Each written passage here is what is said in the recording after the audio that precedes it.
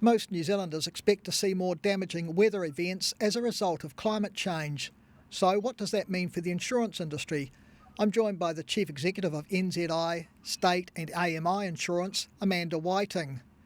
Look, you've been doing this, IAG have been doing this poll, I think, for about 5 years now, and it continues to show that most New Zealanders do take climate change very seriously. Yeah, that's correct. They really are. That's increasing actually over the last 5 years. And I think the question they're asking now is what do they do about it? And I think it also shows that they expect government and local government to build infrastructure and to do things to try and adapt to and minimise the impact of climate change as it's happening. But a, a, a lower number are actually considering doing something themselves. How much of a worry is that, particularly for the insurance industry?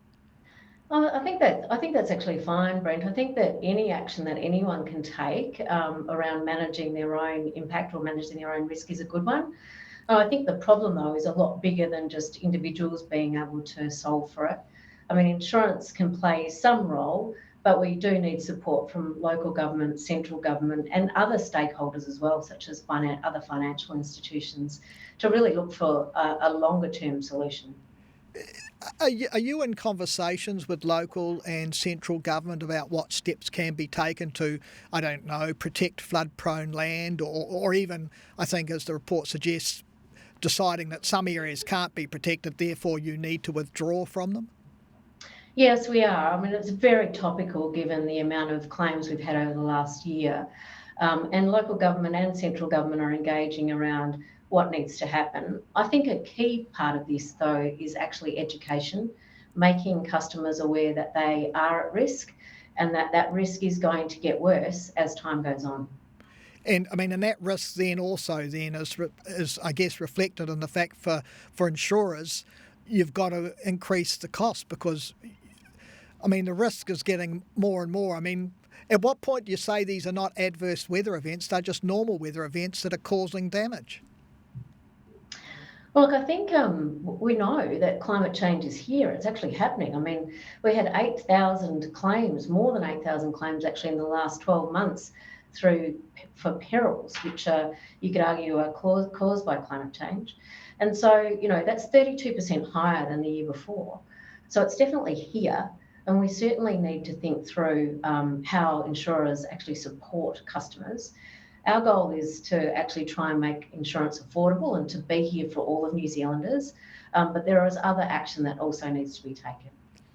But if the other action isn't taken, for instance, if a flood protection wall isn't built, or if people stay on land that is clearly prone to a lot of flooding and don't move, might it get to a position where insurance companies like yours will say, well, we can no longer offer insurance in that place?